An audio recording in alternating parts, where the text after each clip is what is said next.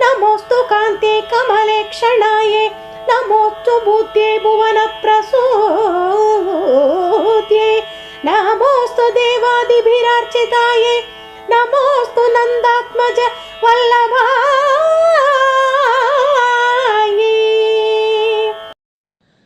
श्रुति स्मृति पुराणानाम् आलयं करुणालयं नमामि भगवत्पादशङ्करं लोकशङ्करम्. அனைத்து ஆன்மீக நண்பர்களுக்கும் சுஜாவின் அன்பு கலந்த வணக்கம். ஆச்சாரியர் ஆதிசங்கரர் அருளிச் செய்த கனகதாரா ஸ்தோத்திரத்தின் 15வது ஸ்லோகத்தை இன்று நாம் சிந்தனை செய்ய இருக்கின்றோம். நமோஸ்து காந்தியை கமலேக்ஷணாயை நமோஸ்து பூத்யை புவன பிரசூத்யை நமோஸ்து தேவாதிபிரர்ச்சிதாயை நமோஸ்து நந்தாத்மஜ வல்லபாயை. ஜோதிமயமாக சுடர்விட்டு பிரகாசிக்கும் லக்ஷ்மி தேவியே, உனக்கு நமஸ்காரம். காந்தியுடன் திகழும் அந்த வதனத்தில் தாமரை மலர் போன்ற இரு விழிகளை உடைய அந்த ஒளிபிம்பத்திற்கு என் நமஸ்காரம் என்று நமோஸ்து காந்தியை கமலேக்ஷணாயை என்று தாயாரின் சுடரொளி நிறைந்த வதனத்தையும் அந்த வதனத்தில் உள்ள தாமரை மலர் போன்ற கண்களையும் நமஸ்கரிக்கின்றார் ஆச்சாரியர். பிறகு, தாயே, நீயே இந்த பூமி, நீயே இந்த பூமியை ஈன்றெடுத்த பூமாதேவி, நீயே இந்த பூ உலகத்தை இயக்கிடும் மங்கள நாயகி, இந்த பூமியில் உள்ள சகல செல்வங்களுக்கும் நீயே இருப்பிடம் என்று நம்மை உருவாக்கிய தாயாரை நமோஸ்து பூத்யை புவன பிரசூத்யை என்று நமஸ்கரிக்கிறார் ஆச்சாரியர். இந்த நமஸ்காரம் செய்யும் போது நம்மை பெற்றெடுத்த தாயாரையும் நாம் நினைவில் கொண்டு வர வேண்டும். மகாலட்சுமி தாயார் நம்மை இந்த பூமிக்கு தனியாக அனுப்பவில்லை. நம் தாயாரின் மூலமாகத்தான் இந்த பூமியில் நம்மை ஜனனம் எடுக்க வைக்கிறாள். தாயாரின் ஆசை இருந்தாலே இந்த உலகத்தில் எல்லா செல்வங்களையும் நாம் அடைந்து விடலாம். அதனால்தான் ஆச்சாரியர் இந்த ஸ்லோகத்தில் பூமியை உருவாக்கிய தாய்க்கும் நம்மை உருவாக்கிய தாய்க்கும் நமஸ்காரம் செய்கிறார். அப்படிப்பட்ட தேவியே, உனக்கு நமஸ்காரம் என்று நமோஸ்து பூத்யை புவன பிரசூத்தியை என்கிறார்.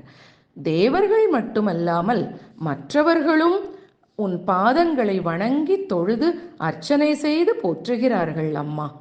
அப்படிப்பட்ட தெய்வங்களுக்கெல்லாம் மேலான தெய்வமான தேவியே, உனக்கு நமஸ்காரம் என்று ஆச்சாரியர் அந்த லக்ஷ்மி தேவியை நமோஸ்து தேவாதிபிரர்ச்சிதாயை என்று நமஸ்காரம் செய்கிறார். பிறகு கோகுலத்தில் நந்தகோபன் மகனாக அவதரித்த ஸ்ரீ கோபாலகிருஷ்ண கோவிந்தனின் பிரிய நாயகியான நீலாதேவியான லக்ஷ்மி தேவிக்கு நமஸ்காரம் செய்கிறார் ஆதிசங்கரர்.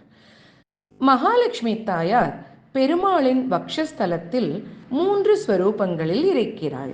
ஸ்ரீதேவி, பூதேவி, நீலாதேவி என்னும் 3 ஸ்வரூபம். வலமார்பில் ஸ்ரீதேவியாகவும், நடுமார்பில் பூமாதேவியாகவும், இடமார்பில் நீலாதேவியாகவும் இருந்து கொண்டு பெருமாளுக்கு புஷ்டியையும் துஷ்டியையும் திடத்தையும் கொடுத்து கொண்டு இருக்கிறார்.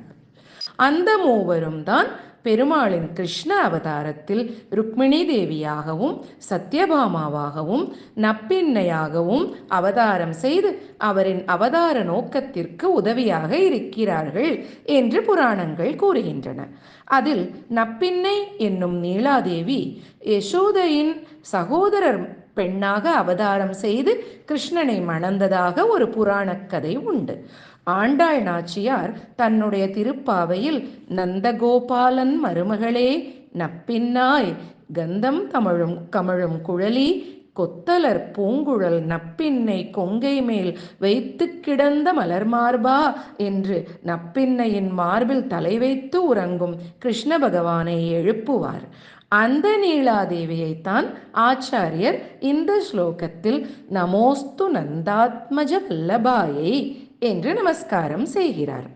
முந்தைய 14வது ஸ்லோகத்தில் ருக்மிணி தேவியான ஸ்ரீதேவிக்கும், இந்த 15வது ஸ்லோகத்தில் சத்யபாமாவான பூமாதேவிக்கும் நப்பின்னையான நீலாதேவிக்கும் நமஸ்காரம் செய்கிறார் ஆச்சாரியர். நாமும் ஸ்ரீதேவிக்கும் பூதேவிக்கும் நீலாதேவிக்கும் நமஸ்காரம் செய்து நிறைந்த பக்தியையும் பூவுலகச் செல்வங்களையும் நல்ல தூய்மையான அன்பையும் பெறுவோம். கனகதாரா ஸ்தோத்திரத்தின் இந்த 15வது ஸ்லோகத்தை பாராயணம் செய்து துதித்தால் ஸ்ரீதேவி, பூதேவி, நீலாதேவி என்னும் 3 தேவிகளின் அருள் கடாட்சத்தையும் ஸ்ரீ கோபாலகிருஷ்ண கோவிந்தனின் அருளையும் பெற்றுவிடலாம். லக்ஷ்மி கடாட்சம் பரிபூர்ணம்.